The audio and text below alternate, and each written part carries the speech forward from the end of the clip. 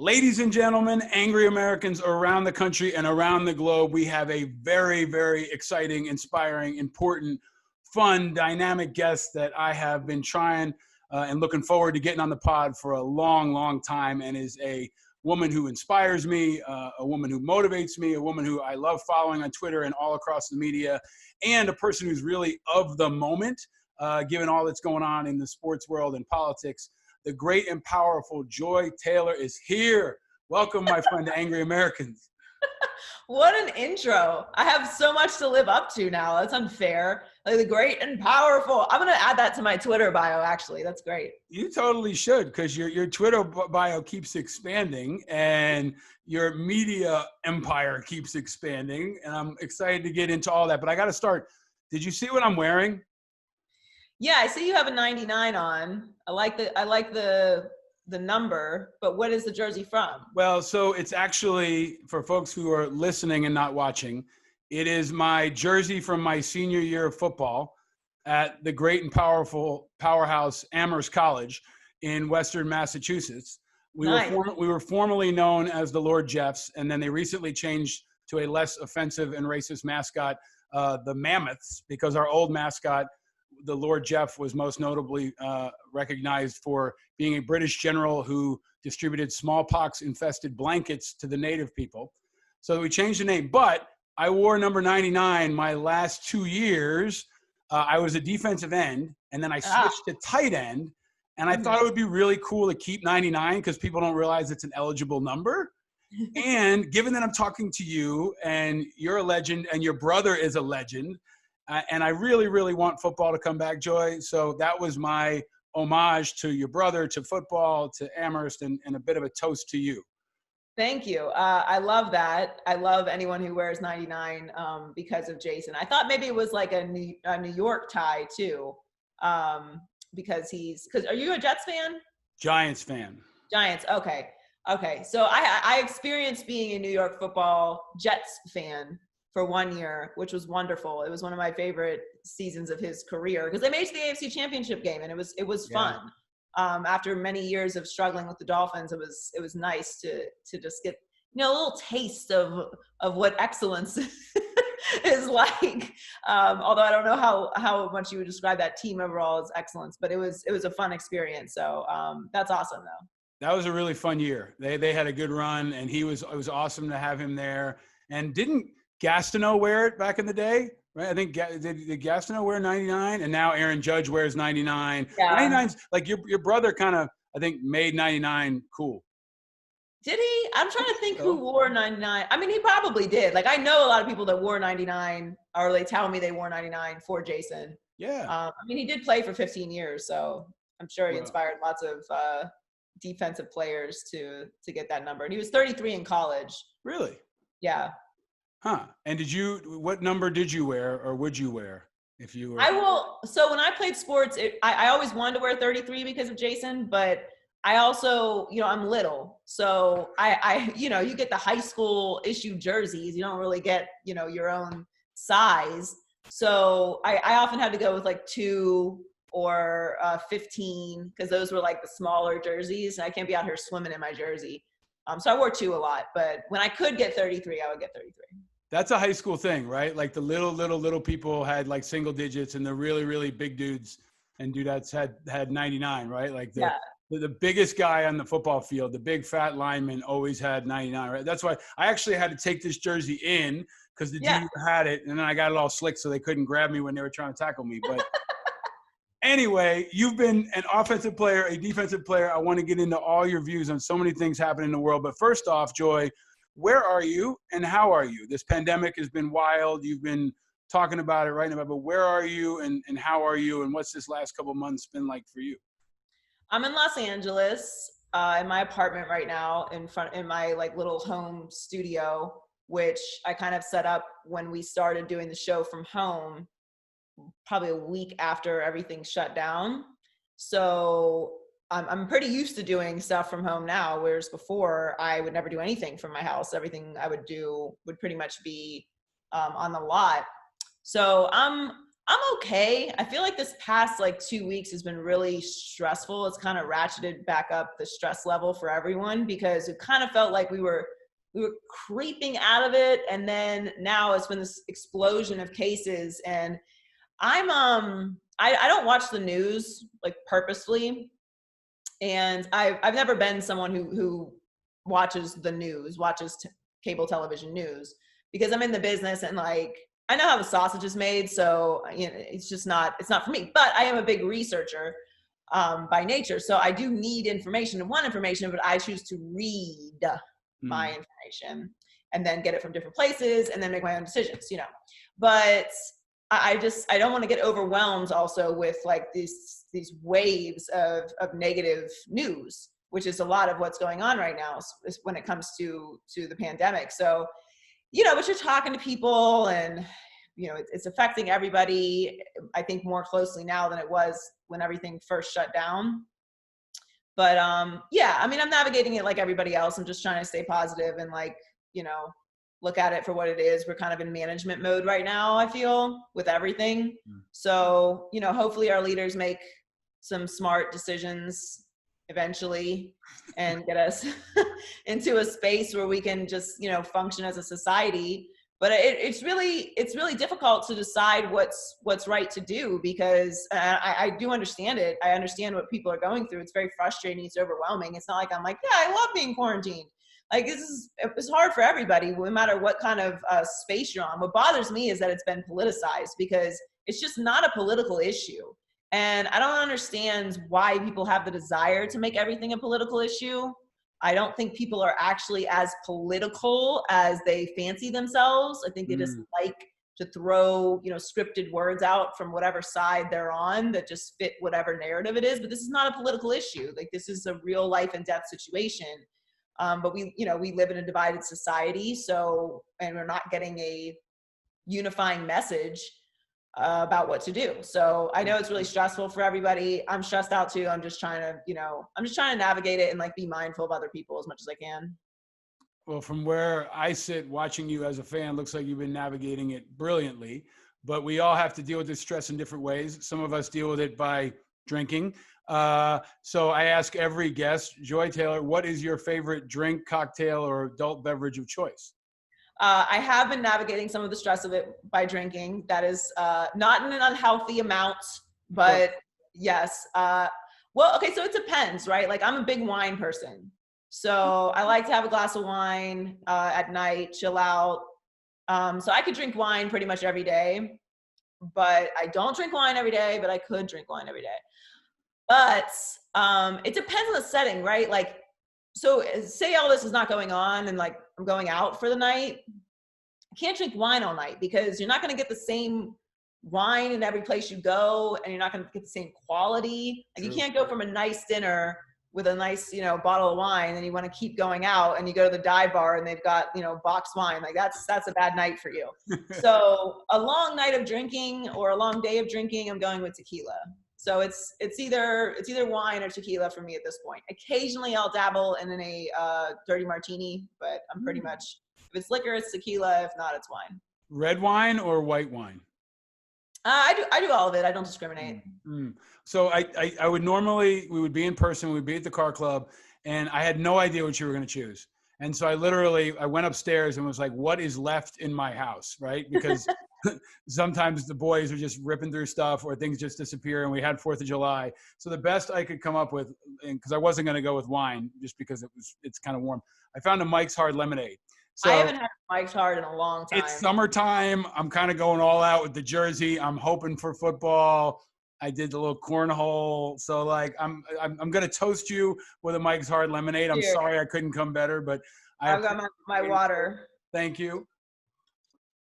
So Joy, other question I ask everybody, when you were growing up, Joy Taylor, what was your first car? My first car was a red Dodge Neon. Ooh. My brother got it for me when I went away to college, and it was a very sweet gift. It was brand new, and I thought Dodge Neons were like the coolest car on earth. Like, they were such a cute girl car.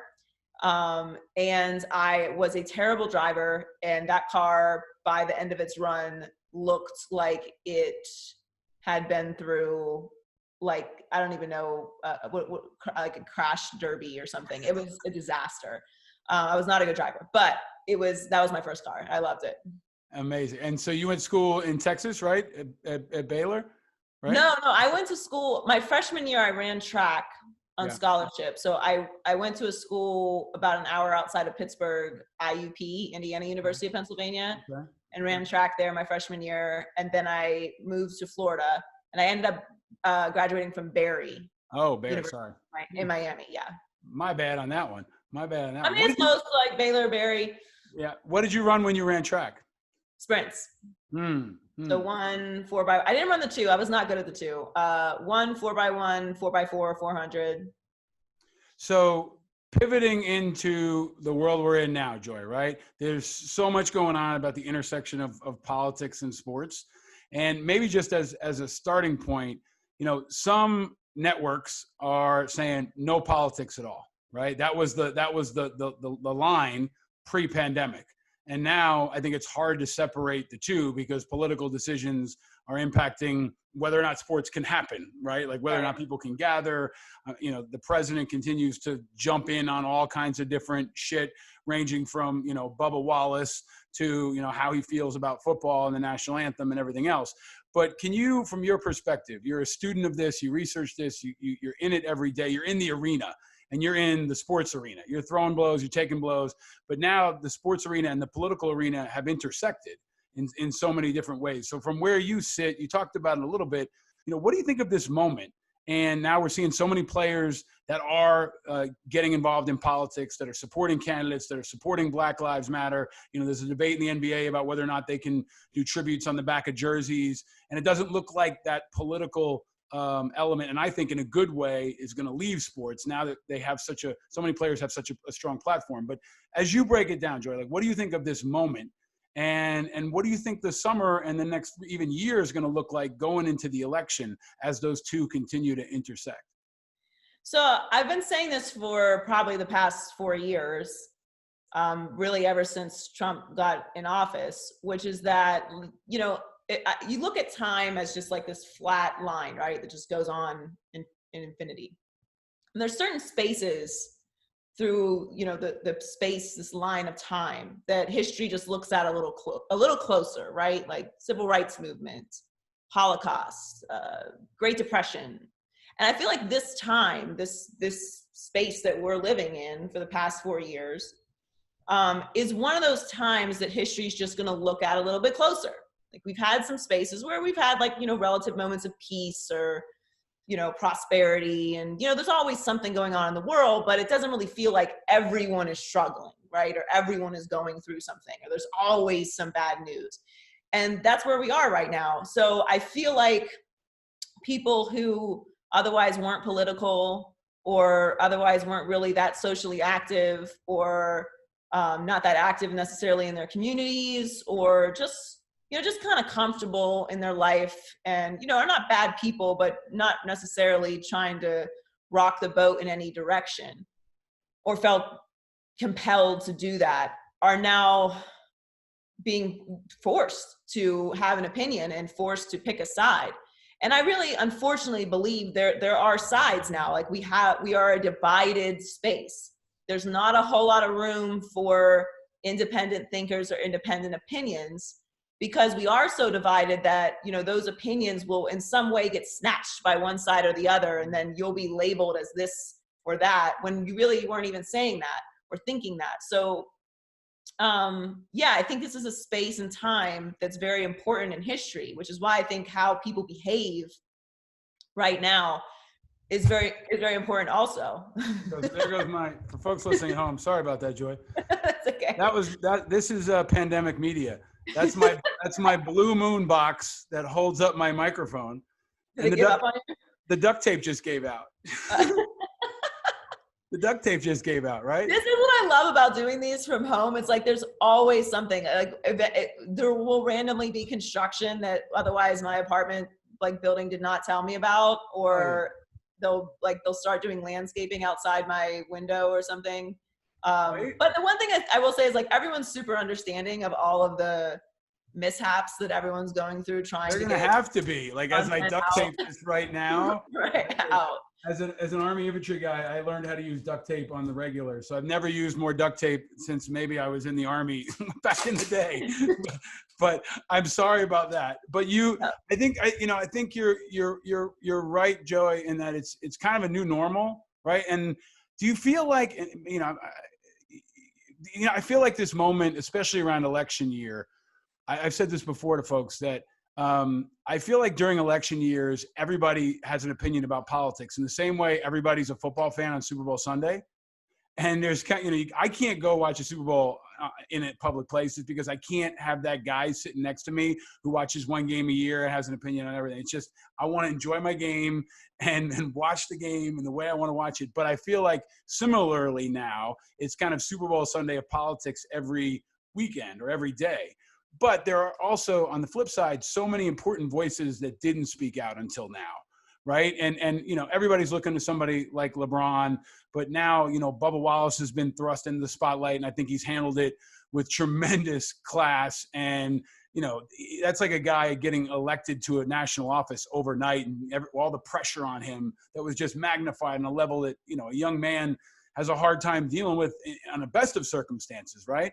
And then, I saw a quote from Doolittle, the pitcher from the Nats this weekend, kind of breaking it down. And I'm happy, and I'm looking for athletes to have more of a voice because they have so much of an influence. I mean, a lot of folks aren't going to watch the news channels. They're watching you, they're listening to you, and they look to athletes, especially young people, for role models. So I'm glad to see that moment is happening. But with that backdrop, do players talk to you behind the scenes or offline? And, are they worried? Do they fear that it'll affect their sponsorships or their free agency prospects? And is there anybody, are there old, wise people that they look to, that they call up and say, hey, I'm going into a tough situation? Are there, kind of political gurus within the sports world that maybe the average sports fan or the average political person doesn't know is out there that's guiding some of the younger players through times like this? I don't know so much about like a one singular guru. I know there are voices who have been active, for a very long time. People like Kareem Abdul-Jabbar, Jim Brown, people like that have been on the forefront of social issues and politics for a very long time that, when they speak, people pay attention. As far as sponsorships and free agency and things like that, I think that the overwhelming amount of voices have made it impossible for organizations or for owners or companies to discriminate against vocal athletes because everyone has a voice in one direction or another now. So what are you going to do? Right. And that's really that's the power that has come from this. And I am excited that that's happened because I've always felt like that was possible. And I felt like that was something that was really needed when the Kaepernick stuff was happening. If everyone had united at that particular moment, like the sons of bitches comment, like if everyone had stood together and used their voice, then that would have taken the power away from it and shown like we are actually in charge of this space. Like we are the talents, so to speak. So we do have the power to make changes drastically. And can force your hand in that space. So because of everything that's happened, that unification of we all have a voice and we're going to use it. I think the video that Saquon Barkley and Patrick Mahomes and Tyrann Mathieu and all those guys posted a few weeks ago really showed that like the power in the NFL. I mean, these are the stars of the NFL saying you need to do something, and it's going to make change. It's going to happen, and that's what happened. Things started happening. So when you do use your voice, I think a lot of young players as well, because they understand the power of social media, realize that their voice can go a long way. They can affect people. I would say that it is still incumbent on people to do their own research and to educate themselves on whatever it is that they care about or they feel passionate about or what their favorite athlete is talking about. Because we all love our heroes, but it's still on us to be educated and not just run around spouting off meme facts. and things like that. So I love that they have their voice. I'm proud of all of them for using it. It's powerful and important, and I don't think that it's going to change anytime soon. And there's also been kind of a collective informal organizing that didn't happen before, right? Like there was always the players unions, which were powerful in different ways in different sports, but now there's this collective sense of community, right? Where they're all together, and Kaepernick has probably been a rally point around that. And now we'll see what happens, right? Because maybe the players will be able to push back at this moment where they have the leverage and they can slow down the reopenings or they can dictate the terms. I don't know if it's going to be possible a year or two from now if the leagues can't pay them anymore, right? And that shift happens. But staying on Kaepernick, Joy, what do you think happens now? Like, I've been vocal about the fact that, everybody has a right to kneel or not kneel. That's part of being an American. He's been, now elevated on this, historic level. There's a film being done about him now. There's so much more stuff happening. But on the players level, is he going to get a shot to play somewhere? And why hasn't a small market shitty team like Jacksonville or somewhere, maybe Jacksonville's a bad political example, but from a winning percentage, maybe a good one. Why hasn't a team taken a shot, or will they, right? They're like, hey, we're going to suck anyway. We want to rally people to support our team. Because if you pick Kaepernick now, there is a legitimate base where people will buy the jersey, they'll buy tickets or whatever they can buy to support him. So what's your prediction, Joy? How do you think this is going to play out in the next year or so? Well, I'm still under the impression that he wants to play. Haven't heard anything from him. Obviously, we heard the announcement about Disney and the Netflix Ava DuVernay story about his life. So we know those things are happening, and I'm assuming he still wants to play football. I do think it's a very interesting space we're in right now because we don't know what's going to happen with Corona and how that's going to affect teams and guys being out for 2 weeks and you need a backup or whatever. So it's a very unpredictable scenario for all sports moving forward. There's going to be guys that are sitting on the couch that they're going to call up, that they're going to need. They do that during a regular season when there's injuries. So now I think it's even going to be more important to have those, that roster of guys that you call when something like that goes down. Hopefully it doesn't, obviously, but there's always injuries no matter what, even without Corona.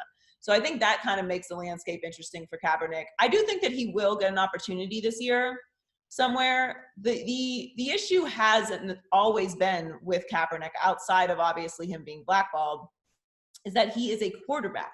So if he had been in any other position, I think he probably would have been signed by now.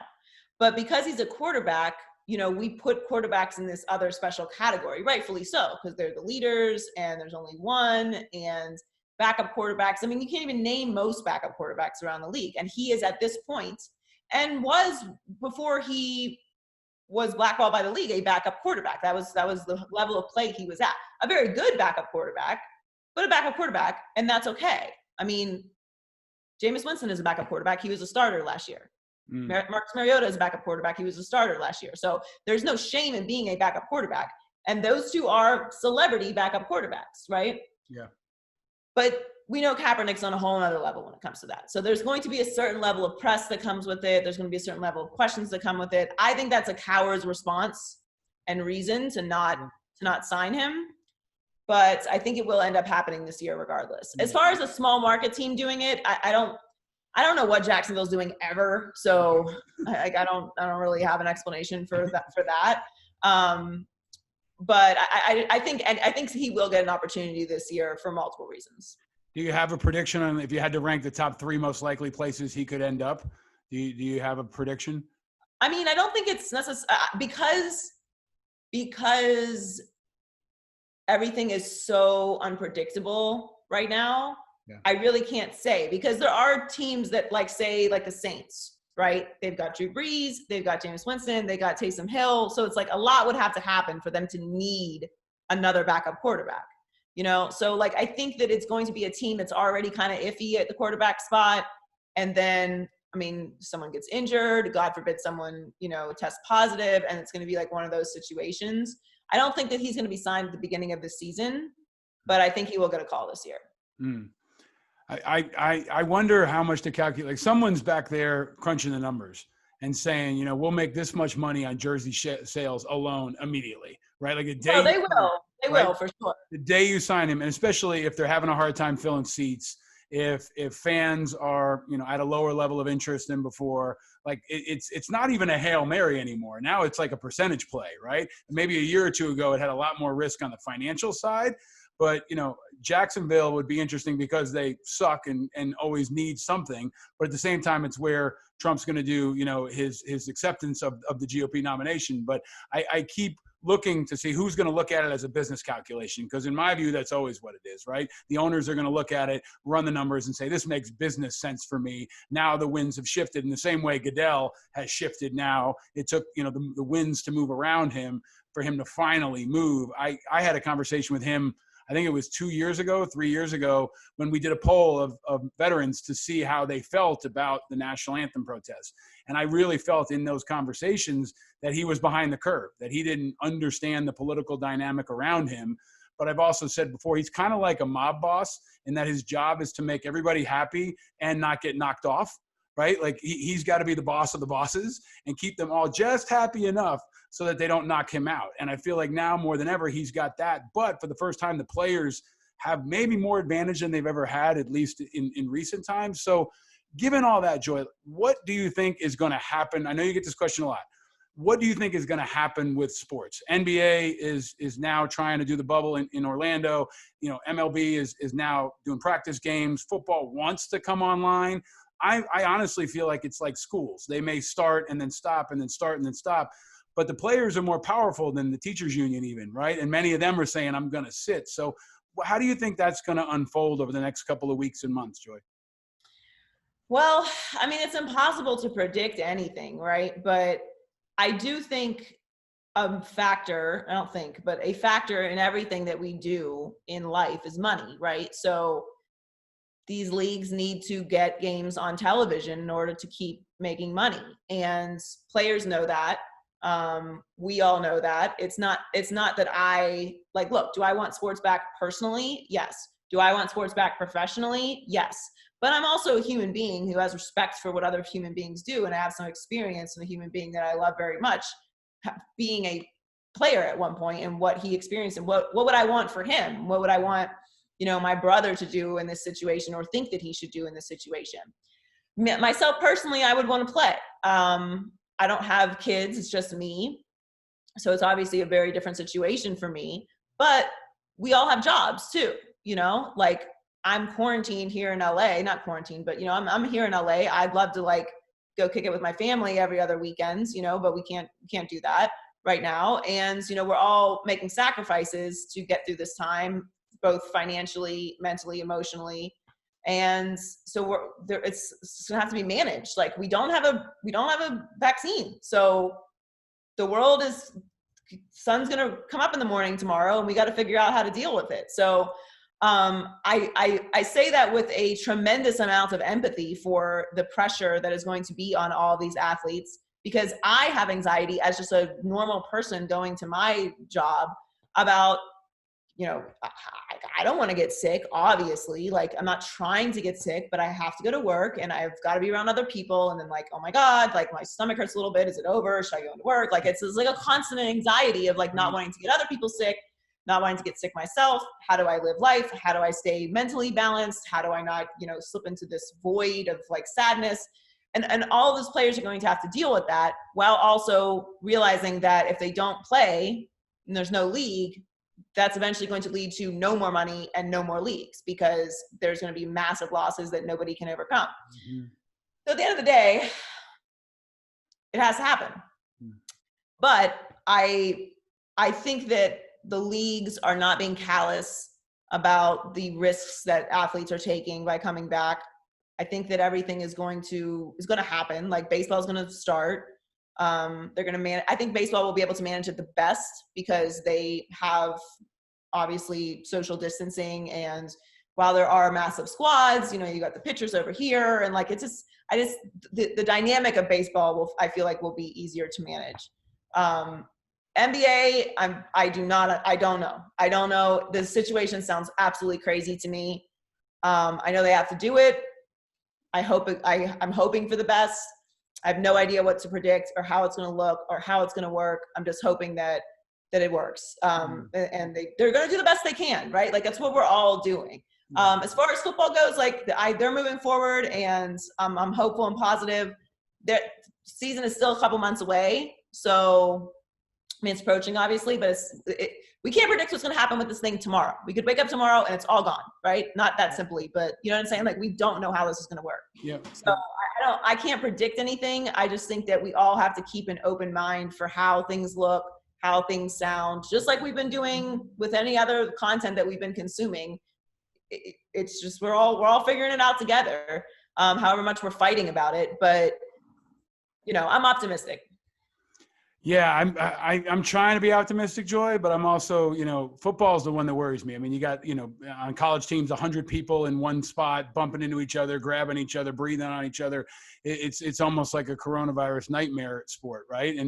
But football is also the sport that's okay with risk, and you know has been traditionally been attracting people who are okay with risk, and a sport that's okay with risk. But I don't know. I'm hopeful, and I also fear, like with many other things, that like eventually PPP runs out, eventually unemployment runs out, eventually the bank accounts of even NFL owners could run out, and then things are going to get more extreme. And I don't know which leadership's going to be dynamic enough to survive it, and which sports are going to be dynamic enough to survive it. But you've also been great about spanning culture, politics, sports, but you're a human being. You've been opinionated about many things, and this is Angry Americans. So I want to ask you the question I ask of all our guests. Joy Taylor, what makes you angry?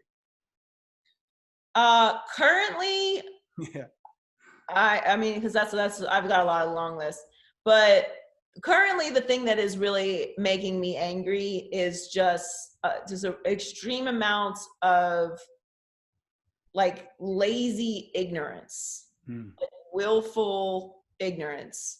I don't know when it became cute to stop learning stuff. And I feel like people, whether it's politics, whether it's social issues, whether it's, you know, gender issues, whatever it is, wear a mask, don't wear a mask. I feel like people have gotten to this space where they think they're going to be judged if they get new information and then change their opinion. It's like you're compromising who you are or something, or like you're weak or you're soft because you're like, oh, I know this now. Well, I no longer feel this way. It's insane to me that people think that way. I don't understand it. It's not cute. It's not attractive. I don't know who told you it was. It's not a sign of intelligence. Right.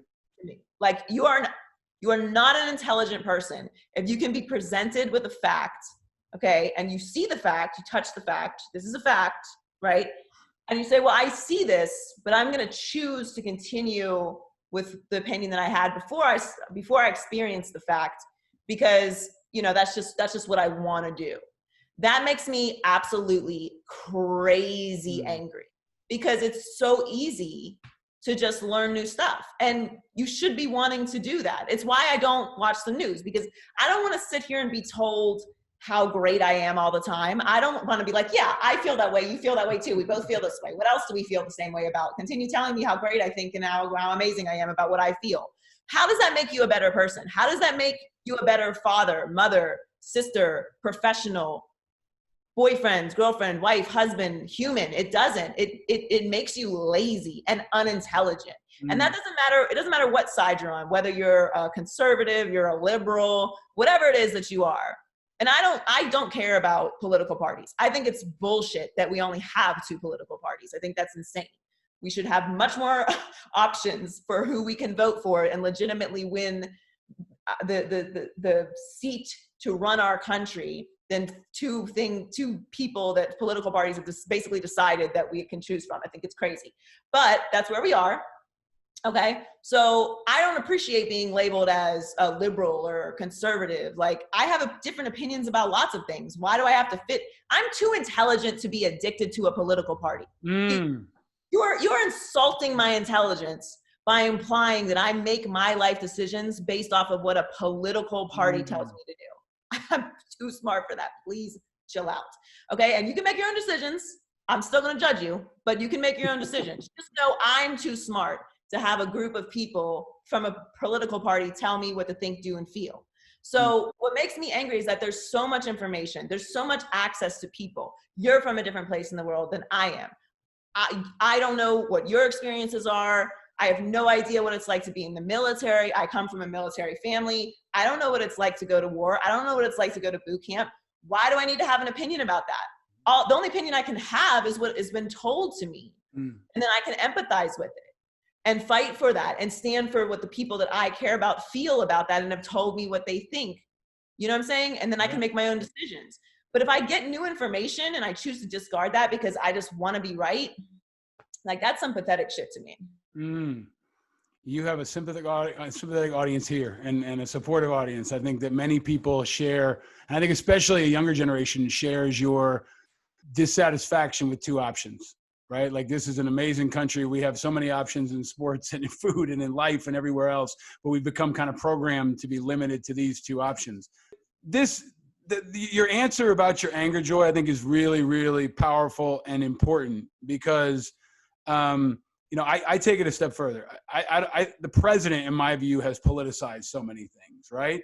And this is happening on a week where he came after Bubba Wallace, right? Like a moment where Bubba Wallace unites NASCAR, right? Like NASCAR pulls down a Confederate flag, like all these white guys are pushing Bubba Wallace's car. It's like this moment that I frankly never would have imagined watching NASCAR, watching sports growing up.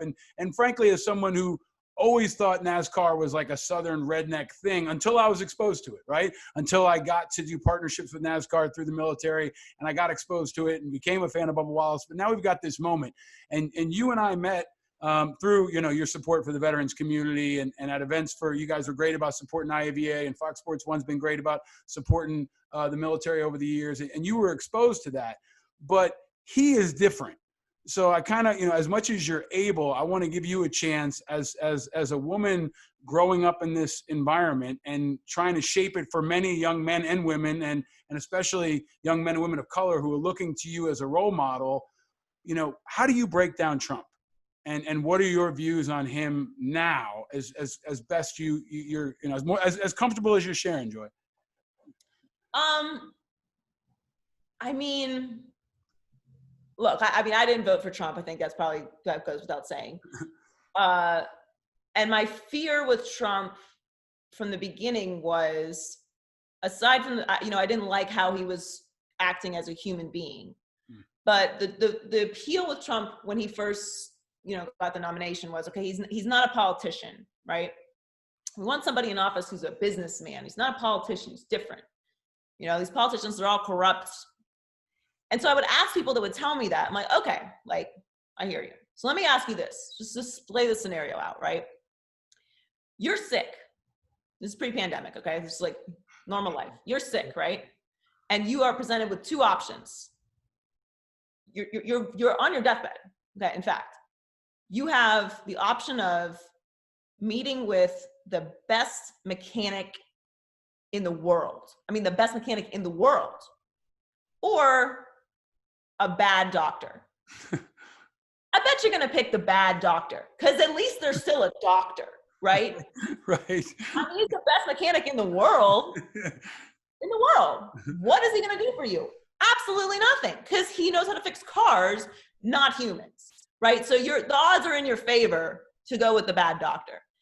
And, some people will be like, oh yeah, that kind of makes sense. And then they go off into whatever their original point was, right? But my point is this. Are politicians corrupt sometimes? Yes. Okay. Yeah. But I want somebody in office who understands policy, who understands how the government works, who understands how laws are made, who understands foreign governments and foreign government relations, who understands crisis management, right? And who understands the importance of what the office of the president means, right? Because when we look at the whole scope of our government, the president doesn't make all the decisions for us. We don't live in a dictatorship. There's a process to government, right? Now we're all out of high school now, so unless we study politics, we're going to have some trouble explaining how a law is made. But we all know that there's Congress and Senate and Republic. Like there's different ways. There's mayors and there's governors, and people make different decisions on different levels. It's not just what the president does, right? Because we all pay taxes at a different level in different states, like, right? We all get that. But for some reason, a massive amount of Americans have been brainwashed into thinking that the president just makes all the decisions for everyone. And they don't. So my apprehension about him from the beginning was, this is not a job you're qualified for. And there's a lot to this job. And what hurts me about what's happened to American politics is that, one, the truth and facts are irrelevant. And as someone who went to college and graduated with a broadcast journalism degree, I believe very strongly in the truth, whatever it is, whether it helps me or whether it's against me and my beliefs. The truth, really the truth, not opinion, not alternative facts, the truth is paramount to a society that functions properly. And that is irrelevant anymore. The truth doesn't matter. It just can be looked at and just disregarded. Like, people say alternative facts like that's a thing. That's not a thing. Like, you can't say that. And like, it's, again, like, I don't think you're intelligent if you think that. There's only one fact. There's opinions, but there's only one fact. And so to me, my opinion about everything that's happened with American politics is that, and I just think there's a lack of grace and empathy and unification that I think is so necessary, even non-pandemic time, to keep our country functioning at a level where we have respect for each other. I love this country. I love my fellow Americans, my neighbors. I love what this country means to people. I love the military. My grandfather served in the military for 30 years, command sergeant major. Most of the men in my family have been in the military. My sister still serves in the Air Force. My cousin still serves in the US Army. My uncle served in the Army for like 25 years. It's a part of who I am. But because it's a part of who I am most uniquely qualified to be critical of it, because it's mine and it's yours. So we should want to make it better, not just sit back on our couch and pick the lint out of our belly buttons. So yeah, I mean, my opinion about him, I think, is like pretty clear. It doesn't matter either way, as he's not going anywhere for the next couple months. I wish better for all of us. I wish that we would stop calling each other names like liberal and conservative as if they're insults and not just our core beliefs and how we would like to vote and see things go. I wish people could have conversations without immediately going to insults, because the reality is, like, I'm very mean and I will hurt your feelings much worse than you will hurt mine. And that's kind of what I've run into, is like, I don't have a lot of patience anymore for that kind of like hostility, because I already know you're not really listening, you know? Yeah. And so that's how I would explain what's going on right now. And I really don't know, other than voting on every single level and continuing to push the conversation forward, how that's going to take some time to fix. Joy, to that point, do you think players are going to come out and endorse this time? Because it is a choice, right? It's an epic choice now between Biden and whoever his running mate is versus Trump. You've got players who've said, and teams who've said they won't go to the White House because they don't support Trump. And, you know, people expect, nobody expects LeBron to vote for Trump, but there are players on the bubble, like when you saw Drew Brees, you know, step in it and try to fix himself. If Drew Brees decided to come out and support Joe Biden, he'd move some votes, right? And not him alone, but if enough players came out, they could move people, right? And they could move parts of the country that need to be moved. So do you think players are going to do endorsements? I mean, I know they're not a monolith, but do you expect to see a surge of that? And do you expect them to more, you know, I think they're probably going to run for office down the line. You know, your brother's an example of a guy who's been so involved in the community and doing so many different things. But on a very basic level, do you think that they're going to cross that line and say, vote for Biden? Or they're just going to sit it out and kind of do a bounce pass or be subtle about it?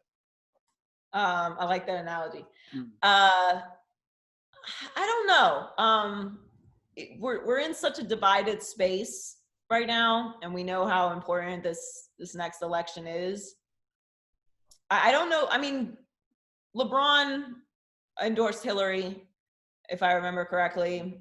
And I think there will be some, but I think the general message, the overall message will be to just go vote. Hmm.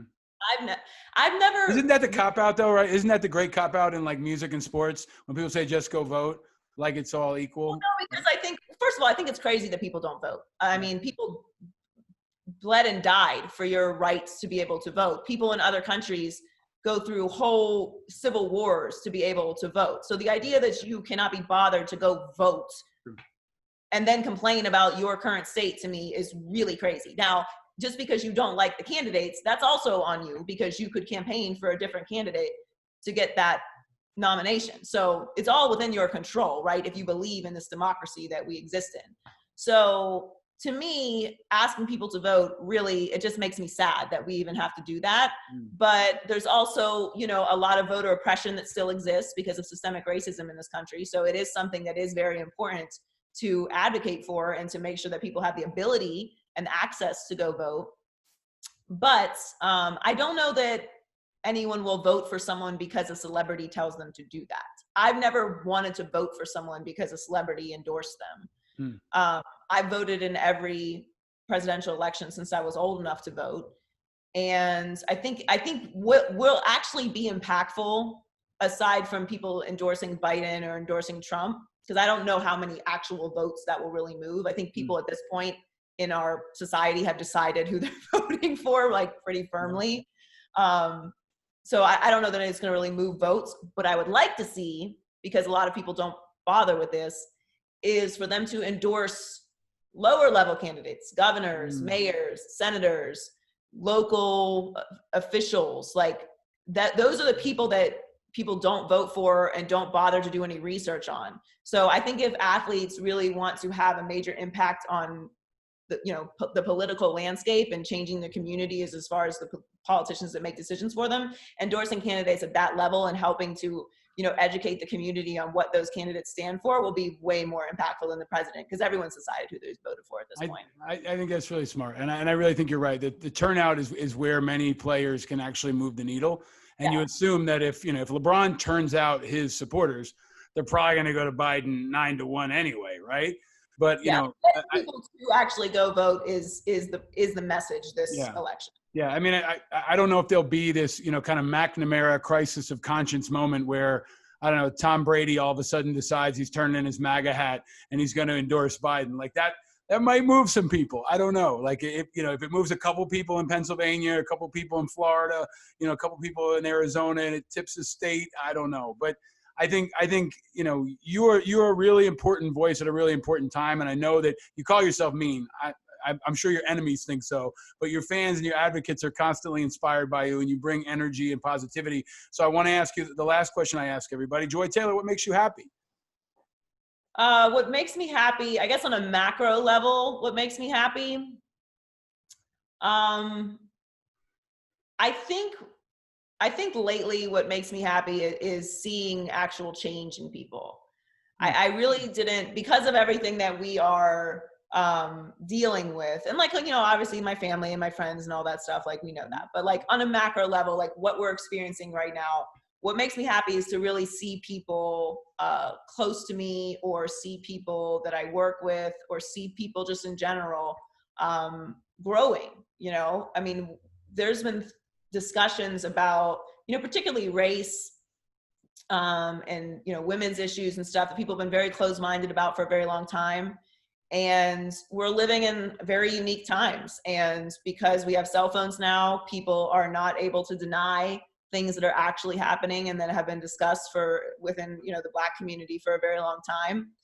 And, you know, I'm strangely grateful for what we're all experiencing, because I think, you know, not to be self-righteous, because I'm a participant in this as well, but we live in a pretty selfish society right now. Like, it's very all about like what we want and instant gratification.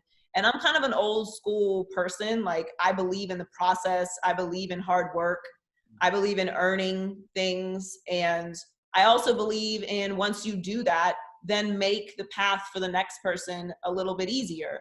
And I don't just say that, I actually do that. And not that I deserve credit for that, because I think that's what you should do anyway. But when I say it, I'm not just saying this to sound cute. Like, I really believe that I want to leave this business that I'm in. And look, I don't work in some noble business, but like, I want to leave this space for the next person, for the next woman, for the next man, a better space than I came into it. And I think everyone should have that in mind with everything that they do. And look, we're selfish by nature, right? So no one's ever going to be perfect.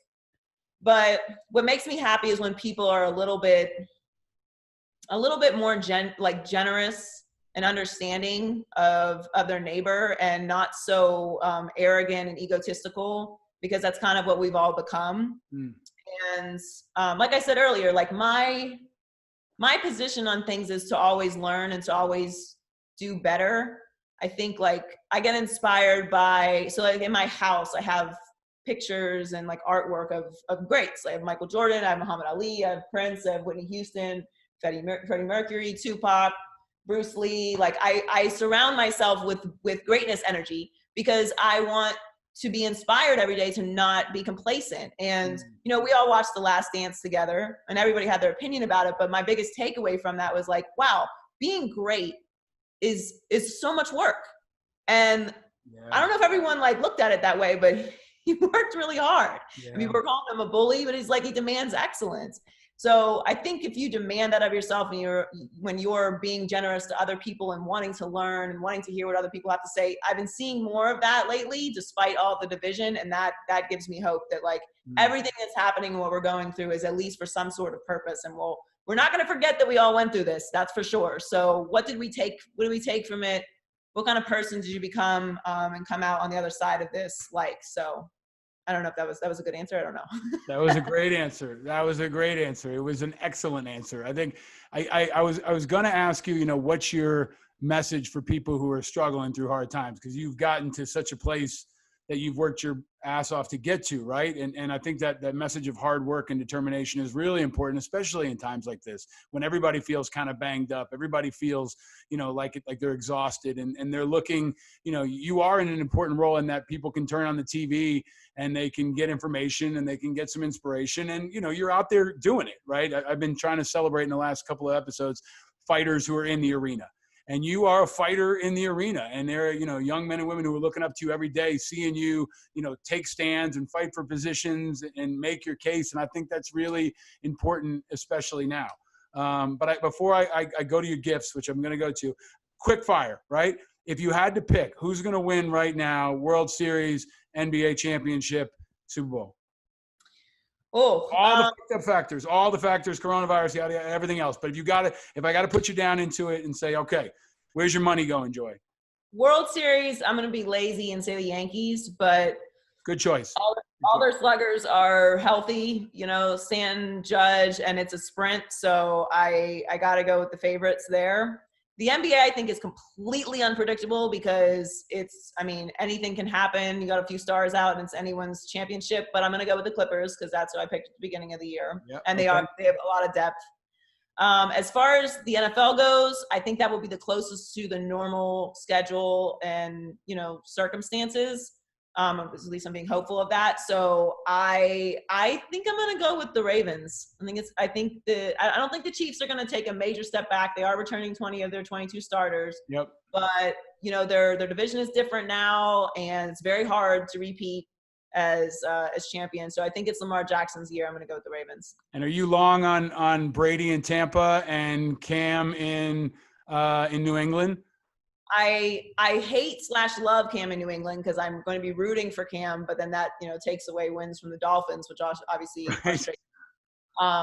As far as Brady goes, it's the most interesting watch in the NFL this year.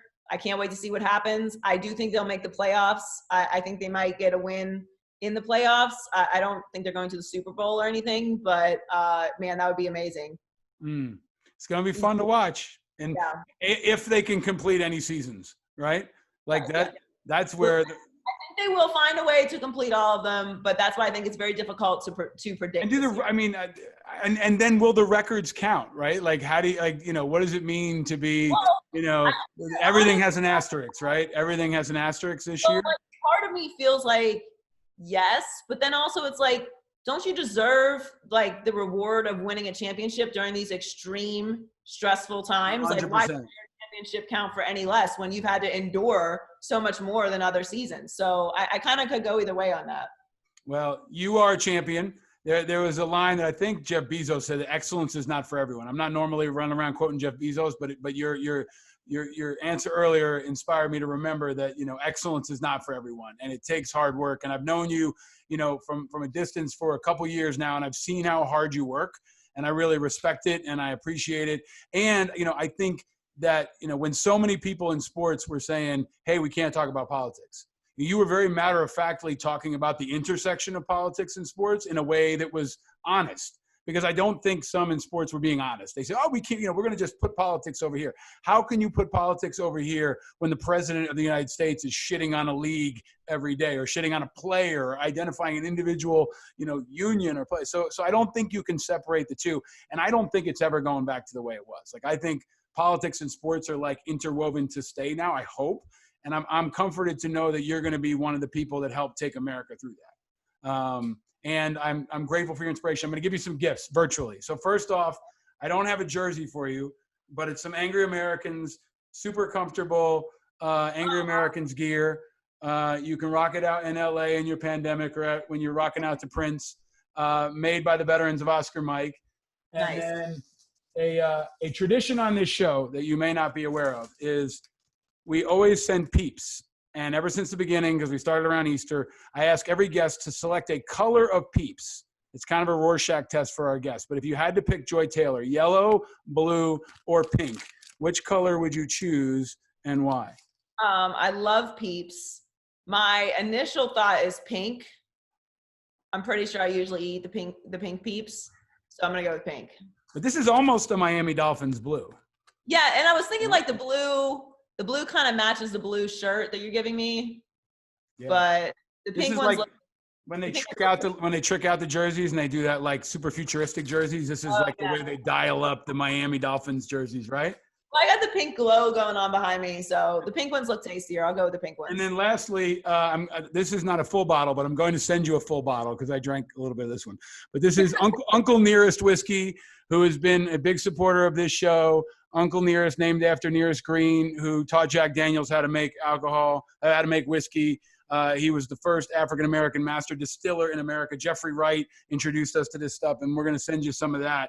I love that. It's not tequila.